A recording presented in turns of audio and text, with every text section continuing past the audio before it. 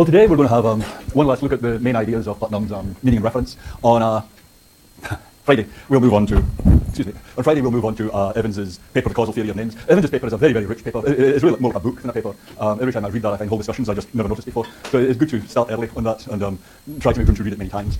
Today I'm not really going to do a straight run through the Putnam. The thing we haven't covered in the Putnam is his remarks about division of linguistic labour, but I'm going to leave that as homework. What he says about division of linguistic labour is relatively straightforward, and you might agree or not, but it's, what he's saying I think is fairly plain. If not, let me know, and we may cover it later. Today what I want to do is take a look at how causal theories of reference work for a fairly confusing case, the case of colour. Can we regard colour words as subject to a causal theory of reference? So I'm going to try and break this up quite a bit, but I'll start out with looking at, this is not meant to be a daunting blizzard of topics, it's just trying to break this confusing subject up into a lot of bite-sized pieces. Okay, so let me start out with just the idea of a causal theory of colour representation. We've been saying, we have these theories in the table, you may agree with them or not, but that proper names represent in virtue of a causal connection to the object. So the object causes you to use the name, and since there's that causal connection between the object and your use of the name, that's how come the sign refers to that thing. That's okay, that's a familiar idea by now. You've heard that before? Yes? Okay. Okay? Hello? Am I in the right class?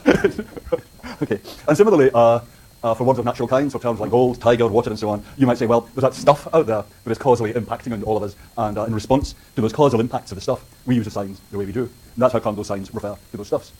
Yep. So how does it go for colour? In your colour perception, you represent the colours of the objects around you.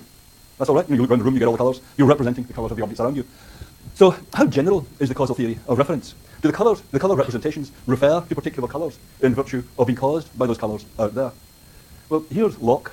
Locke, for those of you who are fans, is really the prototypical causal theorist of representation. Locke clearly thinks that ideas in general represent in virtue of their causal relations to the environment. He thinks that these things are true for all ideas. In particular, your colour experiences are caused by textures, what he calls textures. So that's microphysical structures in the objects around you. And what's going on in colour perception is that the ideas you have of the colours are caused by particular textures. The reason God gave you colour perception, Locke thinks, is that those sensations you are having are reliable signs of particular physical textures in the world out there. And therefore, the colour experience stands for the type of texture that typically causes it. I mean, nowadays people would talk about evolution and adaptation, but a conventional story today would be pretty much like that. It would say, why did evolution give you colour perception? Well, because those sensations are reliable signs of the presence of particular microphysical structures in the physical world outside you. So in this kind of picture, you got on the one hand light of different wavelengths. This is for pure spectral light. Light of different wavelengths, and you've got the visible spectrum, just a little bit of it. And those ideas of colour that we have are really just responses to light of particular wavelengths. More generally, you might say something like having a particular colour idea is a matter of being sensitive to the ratios of light of different wavelengths being reflected from various parts of your surroundings. So the general picture is really similar to Putnam's thing about water, or Kripke's thing about names. You've got texture out there in the world that causes you to have the idea of redness, and therefore the idea of redness refers to that texture. I mean, it's not quite obvious where the qualitative character comes from in this view. You've got the qualitative characters of the colours up here, and they're not, how should I say, those qualitative characters of the colours are not out there in the physical world. So it's not quite obvious where they come from, what's going on with them. Nonetheless, you do have colour sensations that have particular qualitative characteristics, and they're representing particular physical textures around you. Something like that is a picture. So you've got those, right, I see. So it's not quite obvious how this is going to explain how you could have a representation of the qualitative character of a colour, if you see what I mean. I mean, the blueness of a blue thing, what the intrinsic blueness comes to, because that structure of the wavelengths out there, that's something complex. It doesn't seem to have that simplicity and unity that the qualitative colours have. But anyway, suppose we take this view and we say, could there be twin earth cases for colour? And you can make sense of a world where the stuff that fills the rivers and lakes and so on, that's not H2O but XYZ, that's not water, it's something that looks just like water. So could you make sense of the idea of a twin earth for colour words? And if you've got a causal theory of reference for a sign, then the sign refers to whatever's on the other end of the causal chain. So all that's going on in a twin earth case is that you say, well, let's have a world where I get just the same stuff inside my head, inside my mind, but what's on the other end of the causal chain is something different, right? That's in general what's going on in the twin earth case. So we could here have an earth, it could be on our earth, one kind of surface spectral reflectance, one kind of physical characteristic is what causes your idea of red. But then in twin earth, it's a quite different physical characteristic of the object that causes the idea of red. So if you're transported to twin earth, then everything's going to look just the same. But the colours will all be different, even though you can't notice a difference. You see what I mean? Just as if we flip you right now, back and forth between earth and twin earth, you're not going to notice any difference in the people around you. You're not going to notice any difference in the water around you, but it's still going to be different. So you can have that with colour too. So red on earth is going to be, the word red is going to be standing for something different to what the word red and twin earth stands for. You're not going to notice a difference, but all the colours have swapped around, just as the water has been swapped or the people have been swapped. Okay, so if you have a causal theory of reference for colour words, it seems like you must have, that kind of twin earth scenario must make sense. You see that it must make sense in a causal theory. Yeah? Because if you got this kind of picture, then you could swap around what the texture is, what the physical characteristic is that you're picking up on. One last way to put the point is, if you remember this Isaac Asheda Singer story about the man who returns to his own village without realizing that he has, it makes perfect sense for this guy. I mean, you sympathize with his plight, right? But it makes perfect sense for him to say, you look just like my wife, you look just like my friend. He might even remark on the similarity, but for him to say, but it's not the same people. And similarly, he can look at the animals in the paddock and say, these look just like horses, but are they horses? So if this is right, then you could do that for colours too. You could say, look, the colours in this village look just like the colours in my home village, but maybe they're all different. Maybe the colours here are just different to the colours back home. I mean, this is a fictional story, but there are clinical patients who have a syndrome kind of like this. I don't mean for the colours particularly, but it's kind of the opposite of déjà vu. They come home from the hospital and they say, my God, this is astonishing. It looks exactly like my apartment. This looks exactly like my wife, but it's not. It's palpably not. And they will even comment on how stunning, how unexpected the similarity is between this apartment and their own apartment, or this woman and their wife. But they will still insist that they're different. So could you have this for colour too? That you have someone who says, look at all the colours here. They look exactly like regular red and blue. They look exactly like ordinary green. But it's obviously not just not the same colour. If you've got a causal theory of reference for colours, then that should be possible. Okay? That's what you have to be saying if you have a causal theory of reference for colours. Plain enough? I'm just curious, does that sound right? Can you put your hand up if that sounds right? If you think there can be a twin earth for colours? Can you put your hand up if you think that sounds wrong? There can be a twin earth for colours. Can you put your hand up if you're not quite clear what the issue is? Okay, I mean, I'm not noting. Okay, but you're quite clear what the issue is, but you're just not sure what the answer is. Is it put your hand up if that's the situation? I see. I'm glad to see that GSI's up. In the second situation. Yeah, right, I see. The usual layer of deep suspicion. This is some kind of trick, right? Yes? No, round the other way, on Earth and twin Earth. Just as on Earth and twin Earth for water, they say water and we say water. Yeah? But the stuff that their word stands for is different to the stuff that our word stands for. The words mean different things. Yeah? So similarly, on Earth and in twin Earth, on this scenario, the words red and red are used just the same. I mean, they seem just the same in everyday life, but our word stands for one kind of physical structure, and their word stands for a different kind of physical structure. So the words mean different things, even though there's some sense in which everything looks just the same. Yeah? You wouldn't notice if you were swapped back and forth between there and here. Yep. Yes, yes. So it's like the perception of color perception I have is phenomenologically indistinguishable. That's right. The color perception. There's some sense in which the color perception you have is phenomenologically indistinguishable. You couldn't tell. But the stuff out there is different. That's right. Stuff out there is different. Yeah. So I wrote it down. I think. Yeah. So your idea of red, you're getting the idea in the two situations, but the thing out there that's causing it is different. Yep. Okay. Okay. Is that clear? Is that clear? What the scenario is? What the issue is? Okay.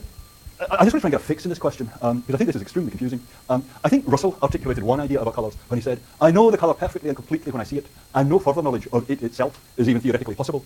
And you can see what he means there, that if you know about red just by looking at it, if you could learn as much as you liked about red in a theoretical kind of way, but when you look at the colour for the first time, you get some kind of knowledge. You get knowledge of which particular colour that is. And that kind of knowledge of which particular colour it is, you could supplement it by getting knowledge about what kind of wavelengths are associated with it, what kind of plants have it, what its significance is. But how should I say, that's knowledge of truths about the colour. Knowledge of what the colour itself is when you encounter it in experience. There's some sense in which that's comprehensive. There's nothing more to know about which colour red is than you all have just by looking at something red. That's what he's saying. I know the colour perfectly and completely when I see it, and no further knowledge of it itself is even theoretically possible. Now, if that picture's right, then you couldn't have a twin Earth scenario the way I was describing, because you're authoritative about when you're getting the same colour again. When you move from Earth, on Earth, you know exactly which colour red is just by looking. Your vision just tells you exactly which colour it is. You've got this perfect comprehensive knowledge. So then, over in twin Earth, if you're swapped to twin Earth, when you look at the colours of the objects around you, then just by looking at them, you have perfect comprehensive knowledge of which colours these are. So of course you can tell authoritatively whether they're the same. You're authoritative about whether there's such a thing as red, and you know when you're getting the same colour again. You're not vulnerable to error in this kind of picture. So in Russell's account, you're authoritative about whether the colours exist, and about whether the colours in one region are the same as the colours in another region. It's not like that for natural kinds. It's not. I mean, we don't commonsensically think it's like that for terms like water or gold or tiger. Nobody in their senses would say, I know the nature of water perfectly and completely when I see it, and no further knowledge of it itself is even theoretically possible. I mean, if that was true, if only it were true, but if that were true, then chemistry would of course be a complete waste of, no cheap cracks, please. Chemistry would be a complete waste of time, right? Because that's what the chemists think they're doing. They're finding out about what water or gold, or the zoologists think they're finding out about what tigers are. They're getting a better fix than common sense has on what these things are. So none of us usually would think we have perfect and complete knowledge of these chemical substances. You can find out about the structure that's causing your experiences. But in the case of colour, Russell's thing is at any rate a little bit intuitive. Look, I'll tell you what red is. I mean, you can find out about what accompanies red. But red itself, I know completely about already. That's what Russell is saying. But if you have Locke's kind of causal theory view of the way a word like red works, then Locke is saying that colours are really like the way Putnam talks about tigers or water or gold. So Locke on colour is very like Putnam and natural kinds. Locke's got the same kind of causal theory. Colour perceptions represent the textures of the objects that cause them, and the words for the colours are arbitrarily associated with perceptual signs of colours for particular colour experiences. So of course it's possible to find out more about what colour in itself is. Now, there's something in this view of Locke, on this causal theory of words for colours, that you're going to get the qualitative characteristic, the blueness of the blue thing, in somewhere. But in this kind of picture, it's really the colour sensation describe the qualitative character. That qualitative character doesn't seem to be something out there in the world. It's something inside you.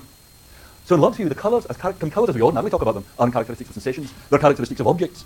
And in this view, colour experience doesn't give you any insight into the nature of the colours. Your ordinary experience of water, gold, tigers, and so on doesn't give you any insight into their natures. It just gives you the clue that there is a phenomenon out there to find out about. So that's similar with colour, Locke's saying. It doesn't give you any insight. It just tips you off. There's a phenomenon there that maybe science will one day tell us something more about. Okay? So that's pursuing this line, this causal theory of reference for colour terms. Okay? I would just like to keep tabs on how striking you guys at this point. Well, what is your view? So there's Russell's view, colour experience tells you what the colours are. There's Locke's view, colour experience gives you no insight into what the colours are. I'd really like to know a vote. I mean, what's your hunch? Does colour experience give you insight into what the colours are? Can you put your hand up if you feel it does? And if you reckon colour experience does not give you insight into what the colours are? Okay. You can turn that into a question. It's a strange question, yes? Yes, right. Well, the way you're describing it is a very good analogy for the way Locke is thinking of it, right? So that's exactly an analogy with this kind of picture. So here you have a pin. Here you have a sensation of pain. Yep. You stick the pin in, you get the sensation of pain. Does the sensation of pain give you any insight to the needle? No. Right. That's your point. It gives you insight into the sensation itself. Yeah. But when we talk about the colours, when you say that one's orange or that one's brown or whatever, you're talking about a physical object and ascribing colours to it. So we're talking here about colours as characteristics of physical objects. Yeah. And the idea is that sensation is not giving you any insight into colour as a characteristic of the physical object. Yeah. Whether it gives you any insight into the nature of the sensation is a further question. In the case of pain, it's really very plausible that when you have a pain, you get some insight into the nature of pain. We'll come on to this in a second, but having a colour sensation is not like getting a pain, because, how should I say it? It's really not that the object kind of jabs me, and I go, that sensation again, I'm getting that sensation again, I wonder what's out there. And when you get a pain sensation, you can say, that really hurt, I wonder what's out there. Yeah? When you get colour experience, the colour experience, I don't quite know how to put this competently, but the colour experience seems to be telling you about what the world's like out there. You see what I mean? With a pain sensation, anybody would think it's just giving you information about what's inside my head. A colour experience seems to be run the other way. It seems to be telling you about what's out there, not about what's inside your head. Yeah, so, but the analogy is a very helpful one, actually. Yeah, one, two.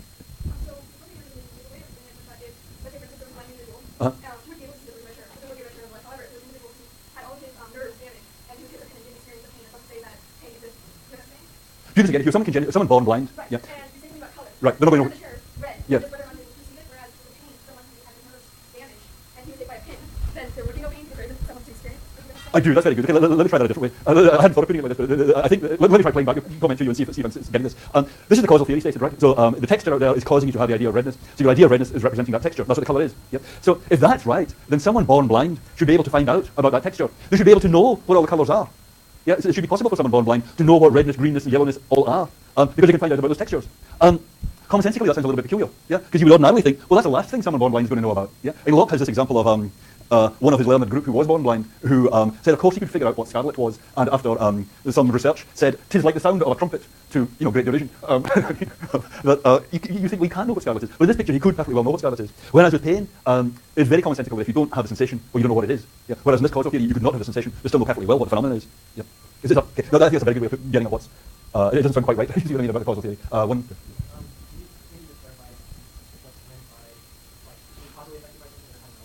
Being causally affected by something and then how you know it. Very good, yeah.